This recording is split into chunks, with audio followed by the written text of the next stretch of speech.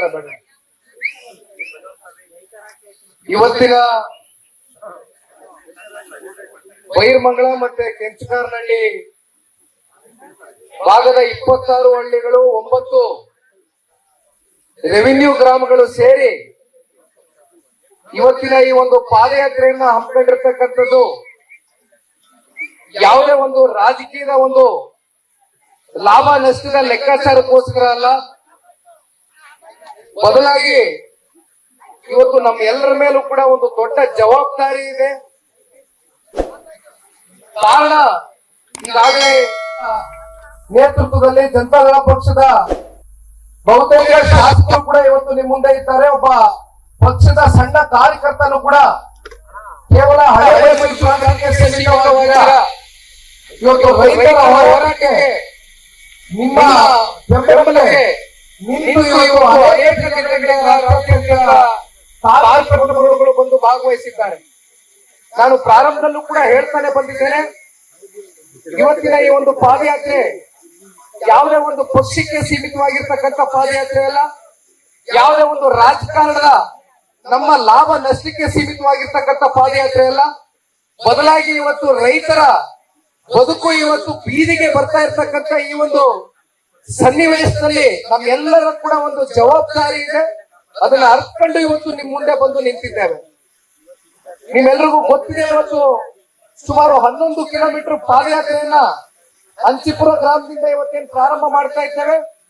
ಹೊಸೂರಿನವರೆಗೂ ಹೋಗಿ ತಲುಪ್ತಕ್ಕಂಥದ್ದಕ್ಕೆ ನೀವೆಲ್ಲರೂ ಕೂಡ ನಮ್ಮ ಜೊತೆಯಲ್ಲಿ ಹೆಜ್ಜೆಯನ್ನ ಹಾಕ್ತಾ ರೈತರ ಜೊತೆಯಲ್ಲಿ ಜನತಾದಳ ಪಕ್ಷ ಕೇವಲ ಭಾಷಣಕ್ಕೆ ಸೀಮಿತವಾಗಿಲ್ಲ, ನಿಜಕ್ಕೂ ನಿಮ್ಮ ಜೊತೆಯಲ್ಲಿ ವಾಸ್ತವ ಸ್ಥಿತಿಯಲ್ಲಿ ಗಟ್ಟಿಯ ನಿಲುವಿಂದ ನಿಮ್ಮ ಜೊತೆಯಲ್ಲಿ ಜನತಾದಳ ಪಕ್ಷ ನಿಂತಿದೆ ಅಂತಕ್ಕಂಥದ್ದನ್ನ ಇವತ್ತು ಬಹುಶಃ ಒಂದು ದಿನದ ಪಾದಯಾತ್ರೆಯಿಂದ ನಾವು ಇದನ್ನ ಸಾಬೀತು ಮಾಡ್ಲಿಕ್ಕೆ ಆಗೋದಿಲ್ಲ.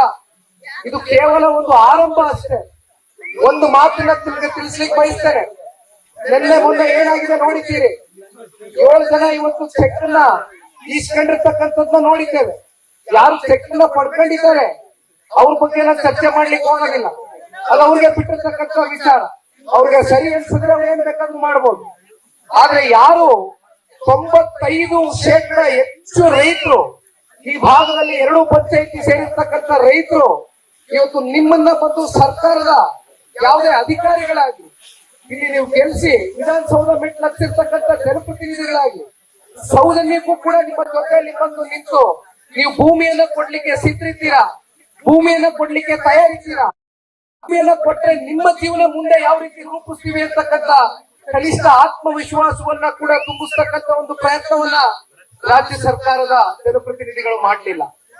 ಹಾಗಾಗಿ ಒಂದು ಮಾತನ್ನ ಹೇಳ್ತಾರೆ, 450ಕ್ಕೂ ಹೆಚ್ಚು ದಿನ ಅಂದ್ರೆ 16 ತಿಂಗಳು ಕಳೆದೋಗಿದೆ. ಇವತ್ತು ನಿಖಿಲ್ ಕುಮಾರಸ್ವಾಮಿ ಆಗ್ಲಿ, ಇಲ್ಲಿರ್ತಕ್ಕಂಥ ಮಂಜಣ್ಣವರಾಗ್ಲಿ, ಇದು ನಾವು ಮೊದಲನೇ ದಿನ ಇಲ್ಲಿ ಪ್ರವೇಶ ಮಾಡ್ತಾ ಇರ್ತಕ್ಕಂಥದ್ದಲ್ಲ, ರಾಜ್ಯ ಮಟ್ಟದಲ್ಲಿ ದೊಡ್ಡ ಸುದ್ದಿ ಆಗಿದೆ. ಅದನ್ನ ನೋಡಿ ನಾವು ಬಂದಿರತಕ್ಕಂಥದ್ದಲ್ಲ.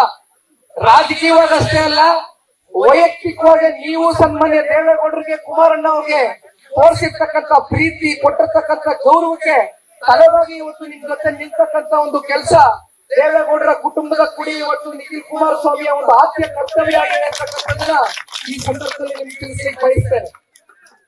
ಇವತ್ತು ನೋಡ್ತಾ ಇದ್ದೇವೆ, ಫಲವತ್ತಾದಂತ ಒಂದು ಭೂಮಿಯ ಸಾಕಷ್ಟು ಜನ ಯೂಟ್ಯೂಬರ್ಸ್, ಸಾಕಷ್ಟು ಜನ ಮಾಧ್ಯಮ ಮಿತ್ರರು, ಇಲ್ಲಿರ್ತಕ್ಕಂಥ ಯುವಕ ಮಿತ್ರರು ಟಿವಿ ನೋಡಿದ್ರೆ ನೀವು ಮಾತಾಡ್ತಾ ಇದ್ದೀರಿ, ಪ್ರತಿಯೊಂದು ಅಂಶ ಗಮನಿಸ್ತಾ ಇದ್ದೇನೆ ನಾನು. ನಿಮ್ಮಲ್ಲಿ ಇರ್ತಕ್ಕಂಥ ಆಕ್ರೋಶ ಏನಿದೆ, ಇಲ್ಲಿ ಇರ್ತಕ್ಕಂಥ ಸಣ್ಣ ರೈತರು, ಅತಿ ಸಣ್ಣ ರೈತರು ಅಂತಕ್ಕಂಥದ್ದನ್ನ ಮೊನ್ನೆ ಪ್ರೆಸ್ ಮೀಟ್ ಅಲ್ಲಿ ಕುತ್ಕೊಂಡಾಗ ಹೇಳಿದೆ. ರಾತ್ರೋರಾತ್ರಿ ಜೂನ್ 12ನೇ ತಾರೀಕು ಅಂತಿಮ ಅಧಿಸೂಚನೆಯನ್ನ ಹೊರಡಿಸ್ತಾರೆ. 3 ಹಳ್ಳಿಗಳು ಕವರ್ ಆಗ್ತದೆ. ಅದರಲ್ಲಿ ಸರಿಸುಮಾರು 755 ರೈತ ಕುಟುಂಬಗಳಲ್ಲಿ 641 ರೈತರು, ಸಣ್ಣ ರೈತರು, ಅತಿ ಸಣ್ಣ ರೈತರು ಅಂತ ಯಾವ ರೀತಿ ನಾವು ಇದನ್ನ ಕೆಟಗರೈಸ್ ಮಾಡಿದೀವಿ ಅಂದ್ರೆ, 1 ಎಕರೆಗಿಂತ ಕಮ್ಮಿ ಭೂಮಿಯನ್ನ ಇಟ್ಕೊಂಡಿರ್ತಕ್ಕಂಥವ್ರು 81% ಜನ ಇವತ್ತು ಈ 3 ಹಳ್ಳಿಗಳಲ್ಲಿ ಅಂತಿಮ ಅಧಿಸೂಚನೆಯನ್ನ ನೋಡಿಸಿದ್ದಾರೆ ರಾಜ್ಯ ಸರ್ಕಾರ. ಎಲ್ಲಿ ಹೋಗ್ತೀರಾ, ಎಲ್ಲಿ ಬದುಕು ಕಟ್ಕೊಳ್ಳಿಕ್ ಸಾಧ್ಯ? ಒಂದು ಮಾತು ನಿಮಗೆ ಕೈ ಜೋಡಿಸಿ ಮನವಿ ಮಾಡ್ತೇನೆ, ಬರ್ತಾರೆ ದಳ್ಳಾಳಿಗಳೇ ಬಿಟ್ಟಿದ್ದಾರೆ. ಮಂಜಣ್ಣ ಅವ್ರು ಕೇಳಿದೆ, ಹೊಸೂರು ಗ್ರಾಮಕ್ಕೆ ಹೋಗಿದ್ವಿ, ಯಾರು ಮಂಜಣ್ಣ ಇದು ರೈತರ ಮುಖ ಕಾಣ್ತಾ ಇಲ್ವಲ್ಲ ಅಂತ. ಮಂಜಣ್ಣ ನಂಗೆ ಗಾಡಿಲಿ ಕುಂತ್ಕೊಂಡು ಹೇಳಿದ್ರು, ಇಲ್ಲ ಒಂದಷ್ಟು ಜನ ದಳ್ಳಾಳಿಗಳು ಬಿಟ್ಟವ್ರೆ, ದಿನ ಬೆಳಗ್ಗೆ ಎದ್ರೆ ತಲೆ ಕೆಡಿಸ್ತಾರೆ. ನೀವೇನಾದ್ರೂ ಕೋರ್ಟ್ ಕಚೇರಿ ಅಂತ ಹೋದ್ರೆ ಮತ್ತೆ ನಿಮ್ಗೆ ಇರ್ತಕ್ಕಂಥ 1 ಎಕರೆ ಭೂಮಿನೂ ಅದ್ರಲ್ಲಿ ಅರ್ಧ ಎಕರೆ ನೀವು ವಕೀಲರಿಗೆ ಬರ್ಕೊಡ್ಬೇಕಾಗ್ತದೆ. ದಯವಿಟ್ಟು ಕೊಟ್ಬಿಡಿ ಎಲ್ಲ ಅಂತಕ್ಕಂಥದ್ದನ್ನ ಒಳಗಡೆಯಿಂದ ಕೂತ್ಕೊಂಡು ವ್ಯವಸ್ಥಿತವಾಗಿ ಸಂಚನ್ನ ರೂಪಿಸ್ತಾ ಇದ್ದಾರೆ. ಅದಕ್ಕೆ ಕುಮ್ಮಕ್ ಕೊಡ್ತಾ ಇರ್ತಕ್ಕಂಥವ್ರು ಯಾರು ಅಂತಕ್ಕಂಥದ್ದು ನಿಮ್ಗೆ ಗೊತ್ತಿದೆ.